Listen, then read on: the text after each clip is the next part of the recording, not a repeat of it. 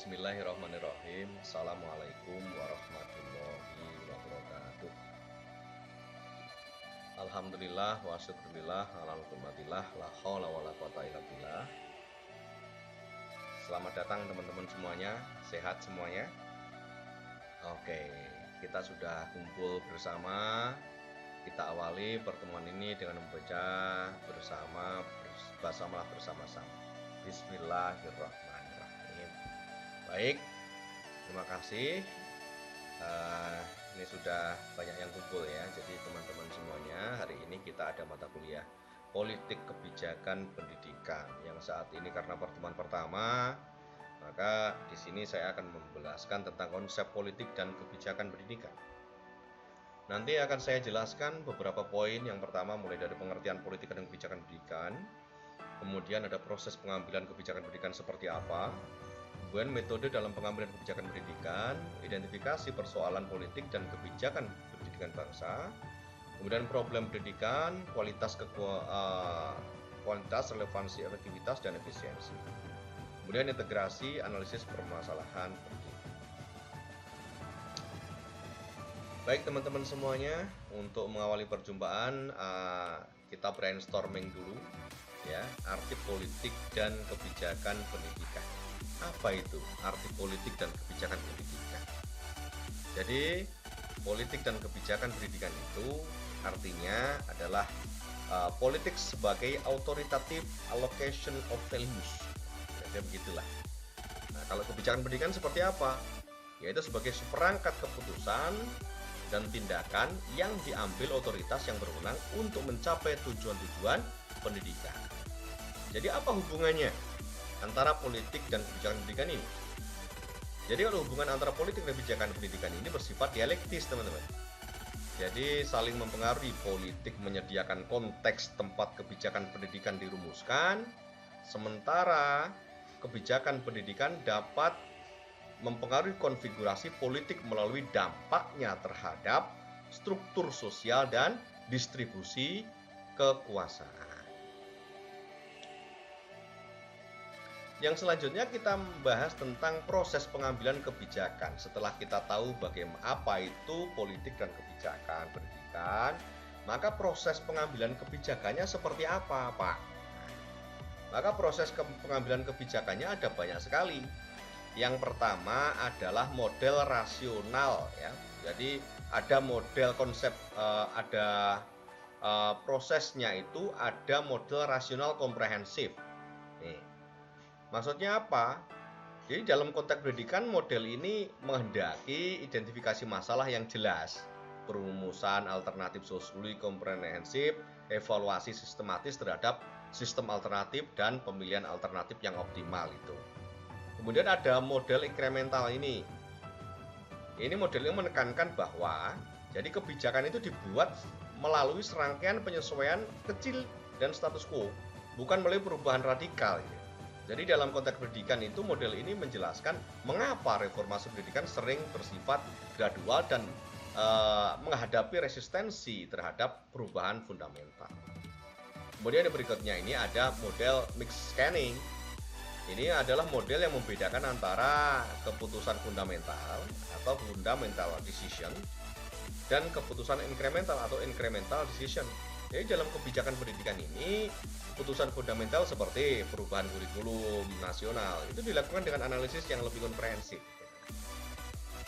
Kemudian ada model advocacy coalition framework. Nah, ini apa sebenarnya? Jadi model ACF ini yang dikembangkan oleh Jenkins Smith itu menekankan peran koalisi advokasi dalam proses kebijakan. Jadi kira-kira sangat relevan lah ini untuk memahami dinamika politik pendidikan karena ya melibatkan berbagai pemangku kepentingan dalam sistem kepercayaan yang berbeda begitu.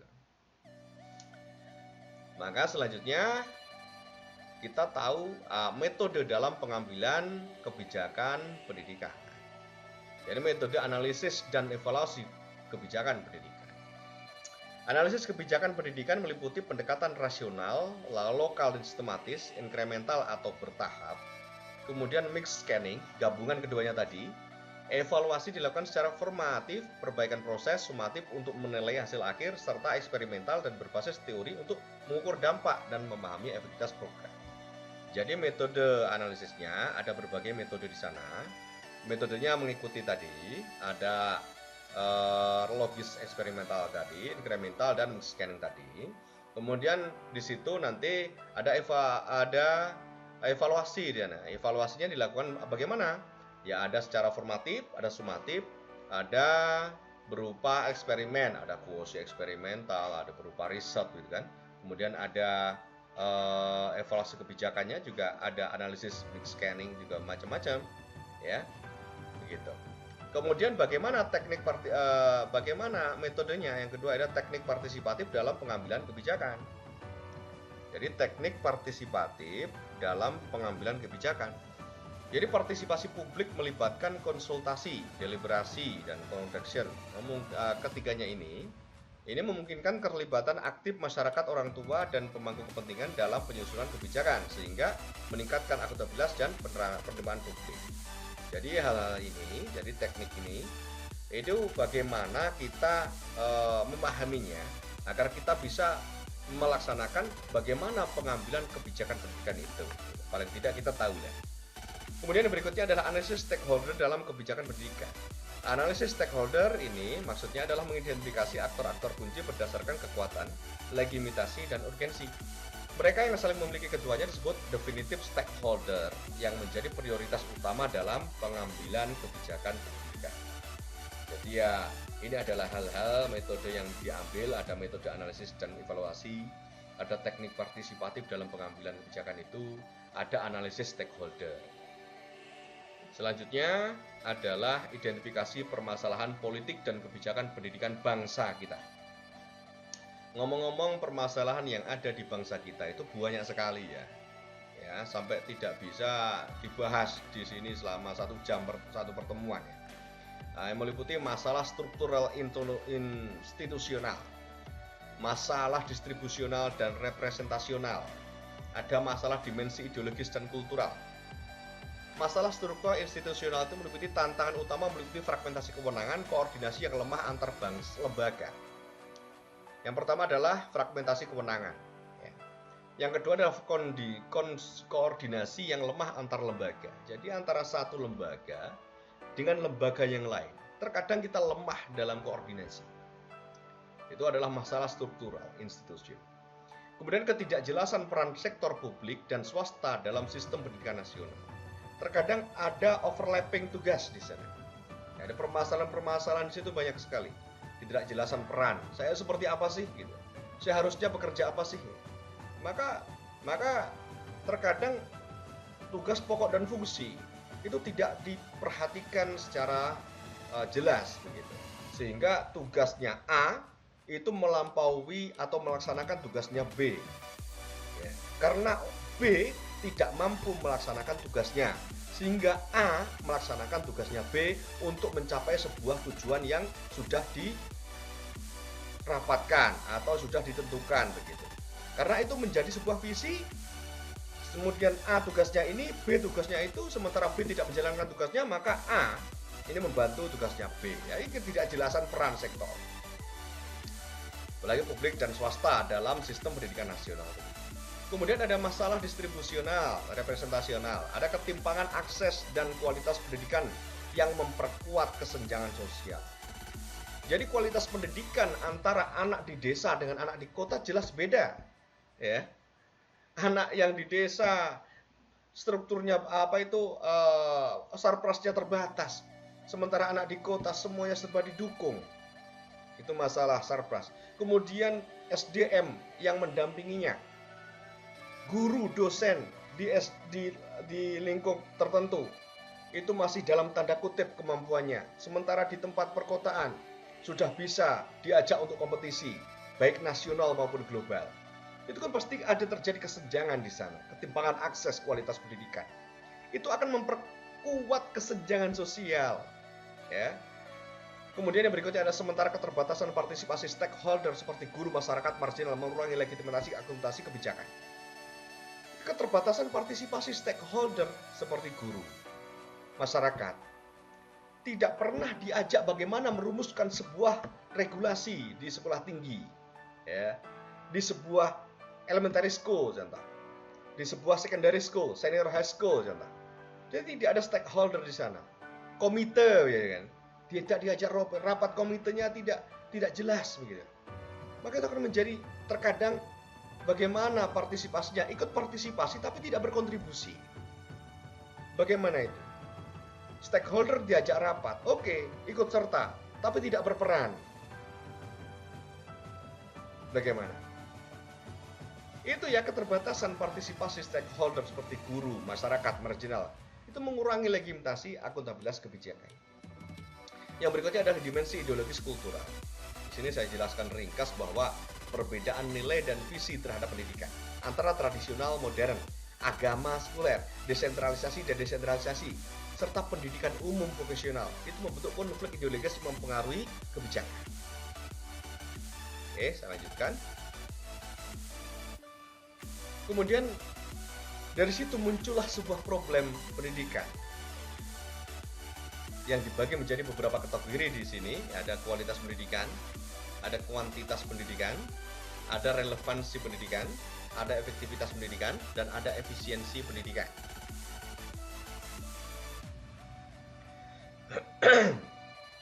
Oke, kita awali dari kualitas pendidikan. Jadi problem kualitas pendidikan itu bersifat sistemik dan multifaktor. Faktornya apa saja tuh? Ya faktornya yang pertama adalah sistem rekrutmen dan pengembangan sosioprofil guru yang belum optimal. Itu ya.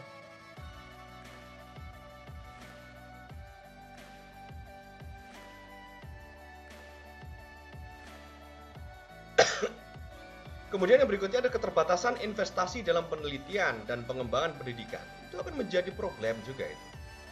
Yang berikutnya adalah lemahnya sistem penjaminan mutu di semua jenjang pendidikan dan belum optimalnya pemanfaatan teknologi dalam pembelajaran. Tidak semuanya menggunakan teknologi dalam pembelajaran. Terkadang itu dipermasalahkan karena minimnya sarpras.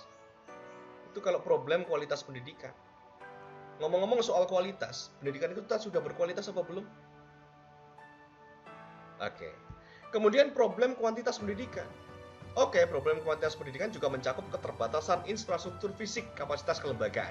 Data Kementerian Pendidikan, Kebudayaan Riset, Teknologi menunjukkan bahwa masih terdapat kekurangan ruang kelas dan fasilitas pembelajaran. Kekurangan guru daerah terpencil. Keterbatasan institusi pendidikan tinggi di Indonesia Timur. Berikutnya adalah belum optimalnya pemanfaatan teknologi untuk memperluas akses pendidikan. Itu adalah permasalahan-permasalahan kuantitas. Terus program relevansi pendidikan nih. Relevansi pendidikan merujuk pada kesesuaian antara luaran pendidikan dengan kebutuhan individu, masyarakat, dan pasar kerja. Jadi analisis terhadap problem relevansi menunjukkan beberapa faktor kausal. Yang pertama, lemahnya sistem informasi pasar kerja yang dapat menginformasikan perencanaan pendidikan. Kemudian berikutnya ada kurikulum yang kaku dan sulit beradaptasi dengan perubahan kebutuhan. Yang berikutnya adalah keterbatasan kemitraan antara institusi pendidikan dengan industri. Yang berikutnya adalah orientasi pendidikan yang masih berbasis kredensial daripada berbasis kompetensi. Oke, kita soroti satu. Kurikulum yang kaku dan sulit beradaptasi dengan kebutuhan lingkungan atau kebutuhan pelayanan umum atau kebutuhan industri contoh. Jadi banyak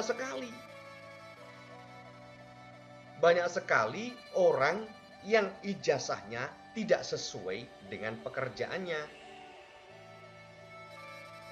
Ya, setelah mendapat pekerjaan terkadang tidak sesuai dengan bakat dan minatnya. Saya ulangi lagi. Relevansi pendidikan. Banyak sekali lulusan-lulusan yang mendapatkan pekerjaan di luar ijazahnya.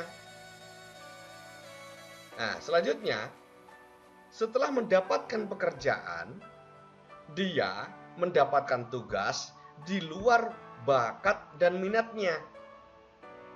Coba kita bayangkan, dampaknya seperti apa?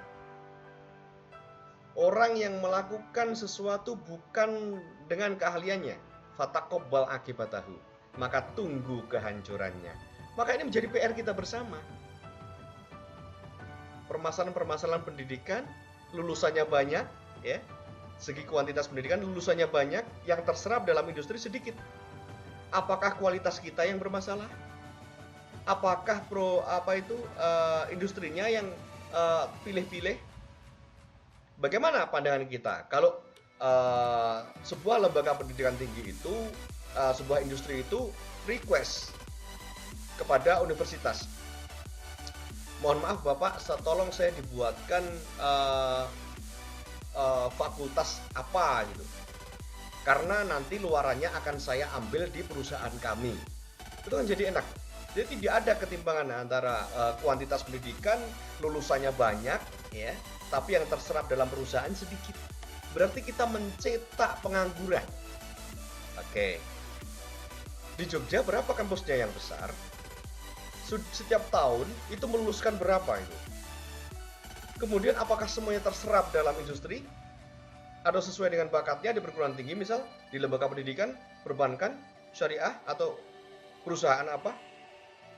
Nah, perlunya tracer study di sana. Ya.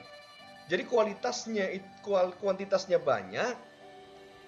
Ya, saya tidak bicara kualitas, kuantitasnya banyak, tapi yang terserap di industri masih terbatas. Oke. Ketika diserap di industri yang terbatas itu tadi, ijazahnya tidak relevan. Ijazah yang dimilikinya, dia mendapatkan pekerjaan yang tidak relevan dengan ijazahnya. Sementara dia harus dipaksa untuk memahami apa yang diajarkan, contoh di pendidikan. Pakar ahli kimia murni mengajar bahasa Arab. Tapi sekarang sudah lumayan bagus lah, sudah disesuaikan dengan ijazahnya. Ya. Tapi tidak semuanya, ya. Mungkin masih banyak sekali permasalahan-permasalahan yang masih seperti yang saya sampaikan tadi. Kemudian ini problem relevansi juga banyak itu tadi, keterbatasan mitra antara institusi. Ya, sekarang sudah dunia 4C, ya, collaboration salah satunya. Ya, kolaborasi itu menutupi kekurangan diri. Kalau kita tidak bisa, kita tidak tahu, kita bisa kolaborasi, sehingga kebisaan orang lain itu menutupi ketidakbisaan kita. Ketidakbisaan orang lain kita tutupi dengan kebisaan kita. Begitu. Kemudian problem efektivitas pendidikan. Jadi efektivitas pendidikan berkaitan dengan pencapaian tujuan pendidikan yang telah ditetapkan. Jadi bagaimana mengukur efektivitas itu? Ya melalui hasil pembelajaran dalam bentuk pengetahuan, keterampilan, dan sikap. Kemudian tingkat penyelesaian retensi, tingkat kemajuan jenjang pendidikan yang lebih tinggi, hasil jangka panjang seperti kemampuan kerja dan kompetensi kewarganegaraan. Jadi problem efektivitas yang ada di Indonesia ini, kalau kita lihat itu yang pertama, rendahnya hasil pembelajaran berdasarkan asesmen. Bagaimana kita menaikkan Human Development Index? Apakah semua pendidik diberikan kesempatan untuk pengembangan diri? Apakah semua pendidik diberikan kesempatan untuk pengembangan diri, untuk meningkatkan kapasitasnya, untuk meningkatkan profesionalitasnya dalam mengajar? Oke, itu menjadi PR bersama. Itu perlu kita cermati itu. Kemudian tingginya angka putus sekolah di beberapa daerah dengan multi background, ya, multi permasalahan, ya. Lemahnya sistem monitoring dan evaluasi pembelajaran. Apakah ketika dalam mengajar, ya, itu sudah dievaluasi dengan baik? Apakah hasil evaluasi itu ada tidak lanjut? Itu menjadi PR kita bersama. Calon-calon pendidik di sini itu harus memperhatikan itu. Apa yang kita tanamkan, penanaman konsep, pemahaman konsep, ranah implementasi sampai evaluasi, bagaimana itu tugas kita semua. Apakah kita dalam mengajar itu sudah kita evaluasi, kurang kita apa? Apakah kita sudah muhasabah, kekurangan kita apa? Itu kan masih sedikit sekali itu. Apalagi seorang pendidik yang merasa bahwa dirinya bisa, tapi ternyata mereka kurang paham dalam materi yang kita sampaikan. Dan kita sudah terlalu pede bahwa kita sudah mampu menjelaskan. Maka meskipun kita bisa, kita perlu strategi untuk membisakan orang lain. Begitu. Ada strategi aktif dalam pendidikan misalnya. Ada active learning strategi, cooperative learning strategi, dimaksimalkan itu. Ada jigsaw learning, ada everyone teacher here, ada group resume, ada macam-macam itu. Ada 100, ada berapa itu strategi itu. Itu letaknya di kegiatan inti di sana. Di SD, SMP, SMA, di kegiatan tinggi, berupa RPP, di kegiatan inti. Di dalam RPS, kita kemas di sana. Ya, kita harus kreatif di sana. Meskipun kurikulum kita OBE, outcome based education. Maka di sana ada letaknya di situ bagaimana untuk mencapai sebuah indikator dari CPMK itu, ada dari sub CPMK itu bagaimana dengan menggunakan strategi itu. Oke, itu bagaimana kita terkait mengevaluasi ya, monitoring dan evaluasi pembelajaran. Kemudian permasalahan berikutnya itu yang kita hadapi saat ini adalah belum optimalnya pemanfaatan hasil asesmen untuk tujuan pendidikan. Bagaimana kita hasil asesmennya untuk tujuan perbaikan seperti ke depan itu seperti apa? Itu belum semuanya melaksanakan itu. Oke. Jadi yang berikutnya adalah efisiensi. Efisiensi itu dapat dikategorikan menjadi dua ya. Ada efisiensi internal yang berkaitan dengan optimalisasi penggunaan sumber daya untuk tujuan pendidikan. Yang kedua adalah efisiensi eksternal yang berkaitan dengan kontribusi pendidikan terhadap tujuan sosial ekonomi yang lebih luas. Jadi kalau dimensi efisiensi internal ini yaitu meliputi, kalau di Indonesia saat ini terlibat adalah tingginya biaya per siswa yang tidak diimbangi dengan peningkatan kualitas proporsional. Jadi biayanya larang, tapi kualitas yang untuk membesarkan kita bagaimana itu secara akademik itu masih dipertanyakan. Sekolah ragatnya larang, tapi tidak berbanding lurus dengan kualitas yang diberikan. Ya, pengajaran yang diberikan, begitu. Kemudian yang kedua, permasalahan yang kita hadapi saat ini adalah inefisiensi dalam alokasi guru yang menyebabkan kelebihan pasokan dari daerah perkotaan dan kekurangan daerah pedesaan. Ya, mungkin kita menjadi PR bersama itu daerah-daerah terpencil di pulau-pulau terpencil di sana karena Indonesia negara kepulauan. Apakah sudah pemerataan? Apakah yang diratakan itu adalah orang-orang yang benar-benar berkualifikasi, punya potensi, yang mereka dibesarkan dan selalu melakukan pengembangan diri dalam dunia akademik? Nah, itu perlu dipertanyakan.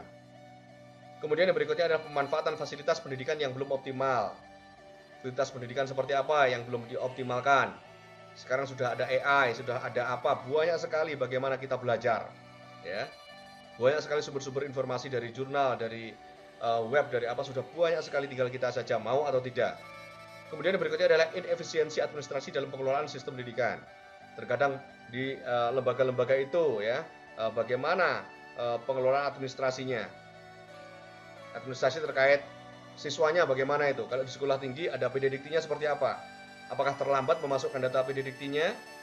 Ya, dan lain sebagainya. Itu permasalahan administratif. Itu akan berpengaruh itu. Dan kalau perguruan tinggi ada asesmen ya, asesor itu ada akreditasi. Itu juga ada di lembaga SMP SMA itu ya, di SD itu ada pengawas di sana yang mengetahui bagaimana 8 SN itu, 8 kriteria itu. Karena di lembaga tinggi ada 9 kriteria itu. Kemudian kalau efisiensi eksternal itu ya, itu berkaitan dengan tingkat pengembalian investasi pendidikan. Ya, problem saat ini yang kita rasakan itu adalah rendahnya produktivitas lulusan dalam konteks ekonomi nasional. Bagaimana kita? Kemudian perpindahan tenaga ahli dari sektor pendidikan ke sektor lain untuk lebih menarik gitu kan. Itu banyak sekali. Karena dari sektor pendidikan ke sektor yang lain karena mungkin lebih menjanjikan, gajinya lebih gede, ada pindah. Itu banyak sekali. Ya. Kemudian lemahnya efek limpahan dari investasi pendidikan terhadap pembangunan daerah. Kemudian yang berikutnya adalah belum optimalnya kontribusi pendidikan terhadap kohesi sosial dan tata kelola demokrasi. Itu menjadi permasalahan. Kualitas terutama kita dipertanyakan. Apakah kita benar-benar berkualitas? Kuantitas jelas banyak. Siswanya banyak sekali. Kemudian banyak sekali yang belum mendapatkan pekerjaan. Ketika dapat pekerjaan ternyata tidak relevan dengan pendidikan. Maka pekerjaan tidak efektif dan tidak efisien. Terus bagaimana? Nah, ini PR kita. Maka salah satu caranya, maka perlu adanya riset di sana. Bagaimana mengatasi permasalahan ini? Mungkin sudah banyak ya riset-riset ini. Salah satu hasilnya yaitu yang pertama adalah salah satu caranya yaitu adalah dengan melalui enhancing teacher professionalism through pedagogical and digital competence. Maksudnya apa? Peningkatan profesional guru melalui kompetensi pedagogik dan digital. Itu perlu juga dilaksanakan.